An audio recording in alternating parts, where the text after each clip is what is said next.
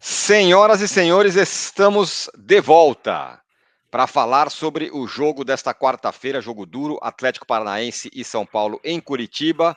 São Paulo vai tentar sua terceira vitória seguida, será? Fora de casa, jogo enroscado, não tem Luciano suspenso. Como será que vai o Zubeldia? Vai manter o esquema? Vai poupar jogador? Tem gente poupando aí, você viu que o Flamengo parece que vai poupar no próximo jogo, poupar o Gerson, poupar um monte de gente. Pedro. Todo mundo Pedro, todo mundo meio poupando, mas o São Paulo, nas últimas duas rodadas, meteu o mesmo time e deu certo. Ganhou os dois jogos. Isso é verdade contra um adversário duríssimo, o Atlético Paranaense, que está brigando com ele ali, pela posição. Tá o Atlético Paranaense em cima, o São Paulo logo embaixo, jogo em Curitiba, no gramado sintético. Aí, Arnaldo, vamos lá. 4-2-4, é isso mesmo? Em Curitiba, de novo? Putz, vocês estão me convencendo, né? É. Vocês, os Rubeldia, os jogadores, estão me convencendo que talvez seja, por um momento, o melhor sistema para o São Paulo, hein, cara? Olha que coisa, quem diria? Rapaz. Ó, deixa eu só dar mais um recado. Esse vídeo tem o apoio da KTO. Use o seu cupom tricolor e ganhe 20% de bônus no seu primeiro depósito com a KTO. Veja esse QR Code que está na sua tela para você dar o seu palpite, o link está na descrição. E atenção ao Instagram Arnaldo Etirone1, que lá tem a dica, a boa KTO para esse jogo. Então, se você quiser dar um palpite sobre esse jogo, fique atento à nossa dica que vai sair lá no Instagram já já. KTO apoia o canal Arnaldo Etirone. Diga lá, 424. Pois é, até a KTO está me convencendo do 4-2-4, cara. Foi o sistema das duas vitórias seguidas e foi o sistema que me surpreendeu da estreia do Zubeldia lá contra o Barcelona em Guayaquil, né? Isso. Rapaz, ele começou lá em Guayaquil, não com o quadrado formado por Lucas, Luciano, Ferreirinha e Caleri, mas por André Silva, Luciano, Ferreirinha e Caleri. O Lucas não estava disponível, né? E ele voltou. E, na verdade, ele foi dando esse indício, né, de que faria duas mudanças em relação ao que vinha acontecendo depois da tragédia lá em São Januário. Mudar o sistema, e, na verdade, ele retorna ao sistema inicial, e mudar a questão do revezamento, né, que é o segundo ponto que você falou. E que, para mim, é o risco maior, é maior até que o risco do 4-2-4, né? Porque você falou, tá todo mundo revezando, o São Paulo tem um intervalo muito pequeno entre os jogos, e dessa vez tem exatamente a mesma sequência de 4 partidas naquele intervalo pequeno, e depois também exatamente o mesmo respiro entre a quinta partida. Então, só para o cara entender, o São Paulo jogou contra o Criciúma na quinta, jogou contra o Bahia no domingo à tarde, vai jogar contra o Atlético na quarta, vai jogar contra o Bragantino no sábado, e aí tem um respiro até o Atlético Mineiro na outra quinta. Isso. Como teve para jogar contra o Criciúma, né, depois da tragédia contra o Vasco. Aí acho que a galera sentou, se reuniu, olhou e decidiu: vamos tentar um sistema e esticar os caras até o Bragantino. É um risco Arriscar. por lesão, por suspensão, né? É um risco. Então agora o São Paulo não tem o Luciano suspenso e também perdeu o Michel Araújo, que se machucou, entrou bem finalmente, se machucou no último lance do jogo contra o Bahia, lesão no ligamento medial do joelho, que é aquela lesão, não é caso cirúrgico, tá, mas é uma lesão que com tratamento conservador, fisioterapia, leva 3 a 4 semanas, 4 semanas, quase um mês, e com o jogo toda hora, já viu. Esse é outro tipo de risco, né? O risco anterior, o São Paulo pagou para ver e pagou caro. Perdeu do Cuiabá, perdeu do Vasco, que é o risco de poupar, abrir mão de alguns jogadores importantes. Aí fez o risco inverso. Não, vamos com os caras e vamos ver o que dá. Por enquanto deu certo, mas é o que você disse: tem o risco de lesão, cansaço, suspensão e tudo mais. Cobertor curto, não tem muito jeito, é assim que vai o São Paulo. Eu anotei aqui 3 jogos do São Paulo, considerados bons jogos do São Paulo do Zubeldia: Barcelona, Tajeres e Bahia. Certo. Os melhores jogos do São Paulo? Eu acho, sim, entre os melhores jogos do São Paulo, sim, acho que são Desses os três. daí, desses 3, 2 no 4-2-4, certo? Sim, exatamente. E o Criciúma também não foi um jogo ruim, o jogo da reabilitação, e também foi no 4-2-4, Pois né? é, pois é. Então, e assim, né, Tironi? Na verdade, o São Paulo, ainda mais que nos outros anos, e o Carpini tentou isso no início, tem um elenco com mais jogadores com mais atacantes do que jogadores de outras posições, né? Enfim, então é mais fácil você repetir o 4-2-4. Até porque, pensa bem, o Pablo Maia está fora, o Bobadilha está fora, agora o Michel Araújo está fora. Às vezes que ele tentou fazer o meio de campo com triângulo não funcionou muito bem. O Ferrarese está fora para a linha de 3. Então, né, o Rafinha está fora. Então ele tem mais desfalques no meio para trás e aí tem um outro indício, né, do que o 4-2-4 vai ser mantido, que é a alteração na delegação, né? Não viajaram Luciano e Michel. Quem entrou na delegação, quem entrou nessas vagas em relação ao jogo anterior, nos 24 relacionados? Foram 2 pontas, os da base, o William Gomes e o Henrique. Aliás, o Henrique, a informação que eu tive, é que esse não teve chance ainda, né? É da mesma geração do William Gomes, que já teve várias, e o Henrique é o destro, o William Gomes é o canhoto. O Henrique tá para ter a primeira chance. É o jogador que agora tem treinado melhor desses meninos mais novos. Pode até ser que ele entre durante a partida do Atlético Paranaense. Ele foi relacionado, assim como o William Gomes, nos lugares do Luciano e do Michel. Não foi relacionado nenhum volante da base, não foi relacionado o Rodriguinho, não foi relacionado o Moreira, foram relacionados 2 pontas, que dá a medida que o 4-2-4 deve perdurar. Deve perdurar, exatamente. Bom, tem outros pontos para a gente tratar aqui, mas antes quero dar um recado importante para você. Olhe bem nesse QR Code e isso que está na sua tela. O negócio é o seguinte, você que está aí nos assistindo, deixa eu te perguntar. Você já ouviu falar em Bitcoin? Bitcoin é conhecido como o ouro digital. Foi o ativo que teve maior rentabilidade desde 2013. Para você ter uma ideia, se você tivesse investido R$100 em Bitcoin lá em 2013, hoje você teria cerca de R$150 mil. Não R$150, 150 mil. Bitcoin é realmente um grande destaque, um ativo muito promissor quando a gente pensa em aplicações a longo prazo. E sabe onde é que você pode investir nessa criptomoeda? No mercado Bitcoin. O mercado Bitcoin é a primeira e maior plataforma de criptoativos do Brasil. Tem as melhores práticas de segurança no mercado, completou 11 anos de história, conta com mais de 4 milhões de clientes e oferece mais de 220 opções de criptoativos, incluindo, por exemplo, o Fan Token do São Paulo, que é um criptoativo. Você quer começar hoje a investir em Bitcoin? Aqui a gente vai ter uma condição exclusiva para você que está acompanhando aqui o nosso canal. Você abre a sua conta no mercado Bitcoin e é grátis. Para abrir a conta é grátis. Você negocia qualquer ativo digital a partir de R$100 e você já ganha R$10 em Bitcoin para você entrar no mundo do Bitcoin para ver como é que é. E olha, além dessa recompensa de R$10 em Bitcoin, uma vez que você abriu a sua conta e investiu R$100, além dos R$10 em Bitcoin, automaticamente você também pode ter a chance de ganhar um par de ingressos no camarote para ver São Paulo e Nacional no dia 22 de agosto, no Morumbis, oitavas de final da Libertadores, um jogaço imperdível. Você não vai perder essa chance, correto? É só você apontar o celular para esse QR Code que está na tela, baixar o app e abrir a sua conta em poucos minutos. Também tem um link aqui na descrição para você fazer esse processo. A partir do momento que você abrir a sua conta, você já vai receber notificações para você ver como fazer, para você fazer a sua aplicação. Então, vai aí nesse QR Code que está na sua tela, invista com parcimônia, invista com cuidado, e Bitcoin é uma boa para quem está começando nesse mundo. Muito bem, Arnaldo. Além dessa história do 4-2-4, temos também o Luciano. O Luciano não joga. Não joga o Luciano. Tomou o 3º cartão amarelo no jogo contra o Bahia. E aí? Nem assim ele abriu mão do 4-2-4. Vai quem? E não vai ter o Michel. Pois é. Bom, primeiro, né, você destacou as 3 partidas talvez melhores do São Paulo sob o comando do Zubeldia. O Luciano foi titular e foi bem nessas 3. É verdade. E o Luciano foi muito bem contra o Bahia, viabilizando muitas vezes o 4-2-4, jogando de 5, jogando de 8, jogando de 10.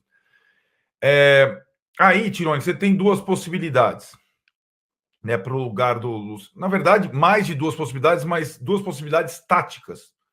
Ou você escalar alguém do lado do campo, lado direito, trazer o Lucas para a posição do Luciano, onde ele gosta de jogar mais, ou manter o Lucas no lado e colocar um jogador atrás do Caleri, né? Quem tem entrado melhor, apesar dos pontas estarem alta, O Eric tem tido poucas oportunidades nos últimos jogos, mas quem tem entrado mais vezes e tem entrado melhor são os centroavantes. O André Silva, mesmo que o Vasco tenha tido péssima partida, ele não foi mal, e o Juan, né? Esses dois jogadores, aliás, melhores até as entradas e participações do que propriamente do Wellington Rato, que seria a solução mais óbvia. Coloca o Wellington Rato, o Lucas de 10. Né? Exato. O Rato está fora de forma, né? Então tem essa... Mais do que a possibilidade do Rato ou do Nestor, que foram titulares, aí o Nestor mudaria o sistema, né? Que foram titulares na conquista da Copa do Brasil, é mais provável que entre mesmo um atacante, ou o Juan ou o André, até um dos dois no lugar do Luciano, para fazer, e Juan e André, eles podem fazer. O Juan tem entrado sempre no lugar do Luciano, se você reparar, ou no lugar do Lucas, atrás do Caleri. Mas eles podem fazer também o lado de campo, puxando o Lucas para o meio. Exato. Então, o que você prefere? Cara, eu prefiro pelo jogo, pela Arena da Baixada, pelo tipo de jogo adversário, eu prefiro o Juan. Tá, por conta da marcação, mas com o Lucas no meio ou o Lucas do lado? Depende de como tiver mais forte o Atlético, você entende? O Atlético tem o Fernandinho na volância e tem o Esquivel, que é bom lateral esquerdo também. Eu deixaria o Juan atrás do Caleri e o Lucas aberto até quando o Lucas suportar ali. Se o Esquivel começar a passar demais, aí inverte. De qualquer forma, o jogador que mais me preocupa pela sequência, ainda mais no sintético, é o Lucas, né? É o Lucas. E no 4-2-4 o cara vai ter que correr para trás direto. Né? Como fez? Saiu cansadíssimo do jogo contra o Bahia. Uhum. Bom, e a gente já falou um pouco, o Michel Araújo machucou o joelho, então ele tá fora, você já falamos, né? Um mesinho, pelo menos, fora aí. Pelo menos o Nestor tá de volta, né? E aí, assim, a partir do final de semana, talvez o Bobadilha, ele joga pela seleção paraguaia na última vez na terça-feira, então, em tese, ele estaria disponível no sábado, se tudo estiver bem. E acho também nessa situação do Michel, ainda a questão do Thiago Mendes, nós vamos falar daqui a pouquinho, rapidamente sobre a janela, rapidamente no final do vídeo. Sim. Eu acho que adia um pouco essa ideia do São Paulo, das propostas de negociar o Galopo, porque o Michel não vai poder jogar um mês. O Thiago Mendes ainda não foi contratado, então, de repente você fica sem meio, né? Já está sem o Pablo, então veremos, né, como é que fica essa situação de eventuais saídas aí na janela. Bom, e o Atlético vem como, hein? Tá sem treinador ainda, né? O auxiliar permanente do Atlético é o Juca, aquele que foi volante do Inter, Ceará, volante forte e tal, não sei o que, auxiliar constante do Atlético, tem comandado o time, conseguiu uma vitória importante, né, em Salvador, não ganhava 4 partidas, o Atlético conseguiu ganhar em Salvador do Vitória, e vai ter nesse jogo contra o São Paulo a volta do Mastriani, aquele centralmente, como faz gol esse homem, que foi poupado, todo mundo poupa um pouco em Salvador, o Mastriani volta ao comando de ataque, né? Não tem o Atlético, alguns jogadores importantes na Copa América, como o Canóbio, por exemplo, que está, né, na seleção uruguaia. Arbitragem. E o Bento, né? Os dois times que não têm goleiros, né? Isso, exatamente. Mas só que o goleiro do Atlético é bom, né? O Link lá. Exato. O Bento e o Rafael estão na Copa América. O Jandrei, que joga pelo São Paulo, jogou muito tempo no Atlético Paranaense. Verdade. Pelo menos conhece o sintético. Quem é o árbitro? Rapaz, meu Deus, continua as experiências, né, nos jogos do São Paulo. É o Alex Gomes Stefano, que é do Rio de Janeiro, é um árbitro jovem. Apitou Fortaleza e São Paulo, né? Apitou o primeiro jogo do campeonato, Fortaleza e São Paulo, 2-1 para Fortaleza lá no Morumbi, ainda com o Carpini no comando. Fortaleza fez umas maiores ceras no Morumbi nos últimos tempos, ele foi incapaz de coibir, mas o São Paulo também estava bem desmobilizado, né? O São Paulo também não se revoltou e tal. É um árbitro inexperiente, vai apitar lá na Arena da Baixada. E por fim, você falou que ia falar rapidinho da janela, o São Paulo, por enquanto, ninguém na janela. Deu até uma travada, eu vou concluir. Eu dei uma travada, eu voltei?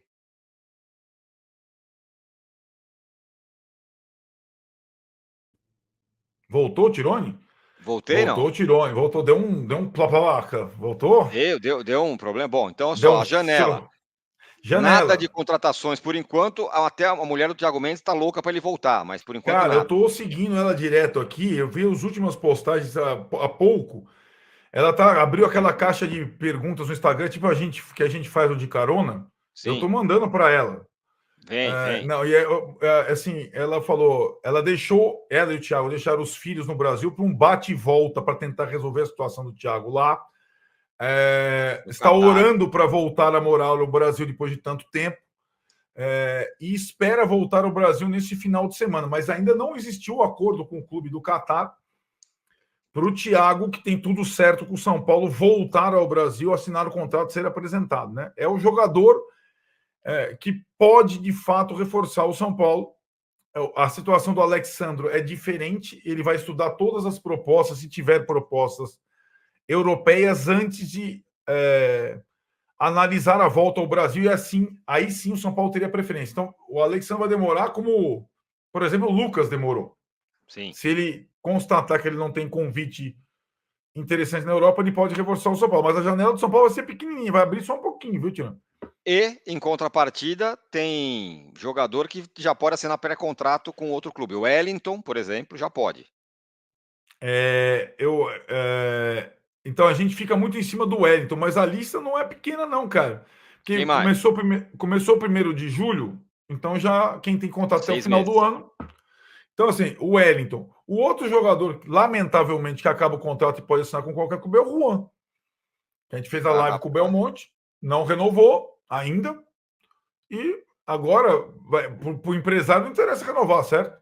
certo. Então, o Juan também pode. Seriam 2 jogadores da base que o São Paulo pode perder com uma quantia irrisória ou de graça no final do ano. O Wellington São Paulo quer mantê-lo, mesmo que perca de graça no final do ano, porque não tem lateral. O Juan depende, se tiver alguma proposta, depende. O Juan tem crescido de produção, depende, não sei. O São Paulo ainda tem alguma esperança de renovar com o Juan, com o Wellington praticamente é zero. E aí, o outro que pode assinar pré-contrato, que está voltando para ser avaliado, é o Lisieiro, mas esse é outra coisa, outra geração. O contrato era longo, né? Então ainda tem os últimos 6 meses de contrato com o São Paulo Lisieiro. E os outros dois são os dois veteranos, aí eu acho que nada mais factível de ter contratos curtos. O Rafinha e o Luiz Gustavo, certo? Que assinaram só até o final do ano. Mas aí esses aí é aquilo, né? Eles estão no São Paulo porque eles querem, né? Contrato, né? Hã? O Rafinha já anunciou que é o seu último contrato, né? O Rafinha anunciou. O Luiz Gustavo, que tá titular agora no período, na ausência do. Tá num bom momento. Vamos ver, né? Mas aí eu acho que não é a questão de assinar com outro clube, é se o São Paulo vai se interessar pela Pela permanência dele ao permanência. final desse contrato. Muito bem, amanhã então tem live depois de Atlético Paranaense e São Paulo. Estaremos aqui, eu e o Arnaldo Ribeiro, certo? Certo, a partir das 23h30, invadindo a sua quinta-feira. Lembrando que o jogo é às 21h30 e passa na Globo, porque o Atlético Paranaense, jogo mandante, só passa na aberta, por isso o jogo foi transferido para as 21h30, quarta-feira. Então terá transmissão da TV aberta.